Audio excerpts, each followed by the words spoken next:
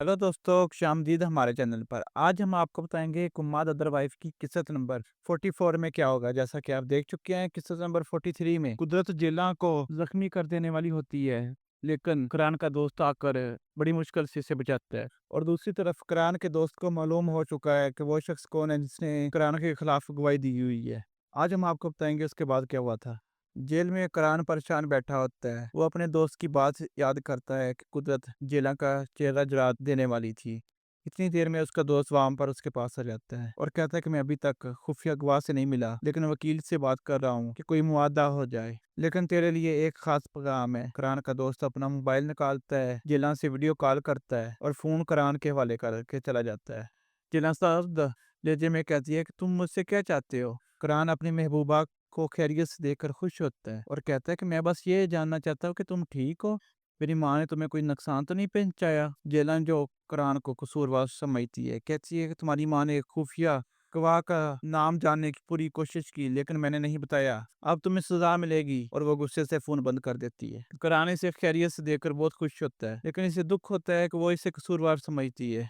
हवेली में नौकर आकर कुदरत से कहता है कि इसे खुफिया गवाह का नाम मालूम है। कुदरत बुलंद आवाज में इसका नाम लेती है कि अच्छा वो शख्स है। इतने में अमीर कमरे में दाखिल हो रहा होता है कि जहाँ पर कुदरत बैठी है, बात कर रही होती है, और वो ये बात सुन लेता है। और वो अपने मन में सोच रहा होता है कि जबरदस्त, मैं इसका पीछा करूंगा और फिर इसे खत्म कर दूंगा। कुदरत और नौकर उस शख्स को पीछे जाते हैं जो खुफिया गवाह होता है, ताकि इसे ढूंढ सके और अपने अपने बेटे के ही जान बचा सके। दूसरी तरफ मोहल्ले में कंगा लैला के बारे में सोचती है और कहती है कि मुरमीद इसे नुकसान नहीं पहुंचाएगा। इतने में मुस्तफा आता है और कहता है कि मुझे यकीन नहीं कि लैला मुरमीद के साथ है। कंगा असरार करती को इसके साथ है, लेकिन मुस्तफा को शक होता है।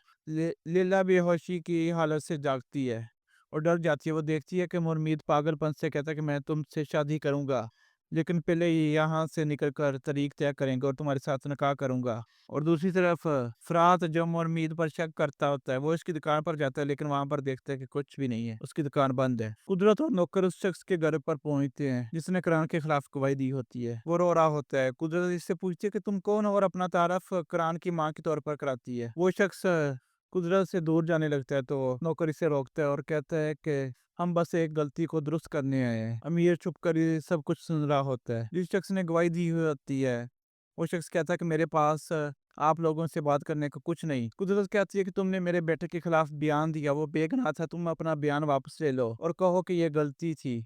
वो कहता है कि मैं झूठ नहीं बोल रहा, मैं यकूब के साथ जेल में था, इसने कुरान का नाम लिया था वहां पर, मैंने इसकी बयान को बताया था ताकि इंसाफ हो। कुदरत कहती है कि मैं तुम्हें एक खाली चेक देती हूँ, जो रकम चाहो लिख लो। वो शख्स कहता है कि मुझे तुम्हारे पैसे नहीं चाहिए।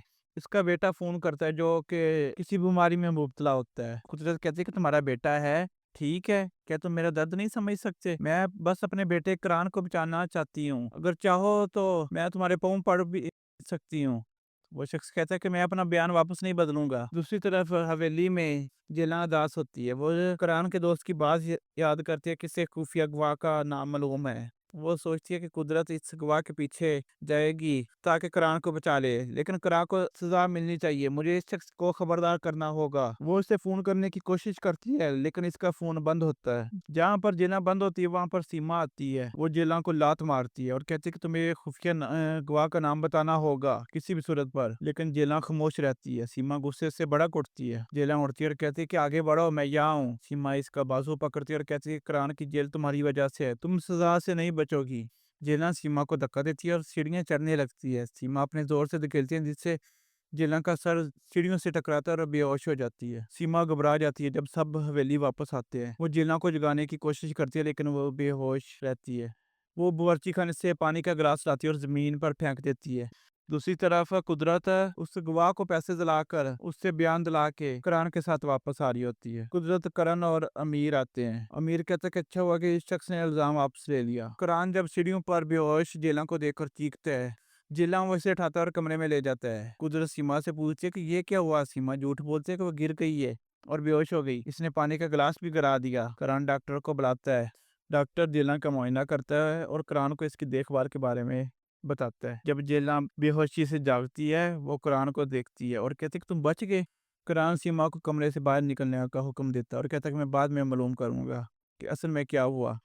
जेला कुरान की तरफ नहीं देखती और कहती है कि तुमने इस शख्स को पियानो वापस लेने पर मजबूर किया। कुरान कहता है कि नहीं, ये मेरी माँ थी।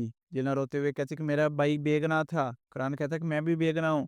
अगले सीन में हम देखेंगे सीमा कुदरत के पास आती है और कहती है कि इसने इस जिला को कैद होने वाली बात नहीं बताई। कुदरत खामोश रहती है। इतनी देर बाद नादिनी कुदरत से आकर कहती है कि कुरान को अभी नहीं पता चलेगी तुमने इस गवाही देने वाले बेटे का इलाज करवाया और इसके बदले में इसने अपना इल्जाम वापस लिया है। दूसरी तरफ मोहल्ले में फरात और इसका दोस्त लेला और मरमीद को ढूंढते हैं। कंगा मरमीद को पैगाम भेजते हैं कि मरमीद लेला के फोन से कंगा को पैगाम भेजता है कि वो खुश है। कंगा ये पैगाम फरात को दिखाती है, लेकिन फरात को शक है कि मरमीद लेला को धमकाता है कि वो इसे कभी नहीं छोड़ेगा। कुरान जेला के कमरे में जाता है और कहता है कि अब तुम यहाँ से भागना ना। जेला आगे से कहती है कि मैं तब तक यहाँ से नहीं जाऊंगी जब तक तुम्हें सजा ना दिला सकूं। कुरान आगे से कहता है कि मैं भी अपनी बेगुनाही साबित करूंगा। वो इस शख्स को फोन करने की कोशिश करता है जिसने कुरान के खिलाफ गवाही दी थी, लेकिन वो आगे से जवाब नहीं देता। इतनी देर में नौकरानी जेलना के लिए काफी लेकर आती है। दोस्तों, अगर आपको ये कहानी पसंद आई तो हमारे चैनल को सब्सक्राइब करें, वीडियो को लाइक करें। शुक्रिया।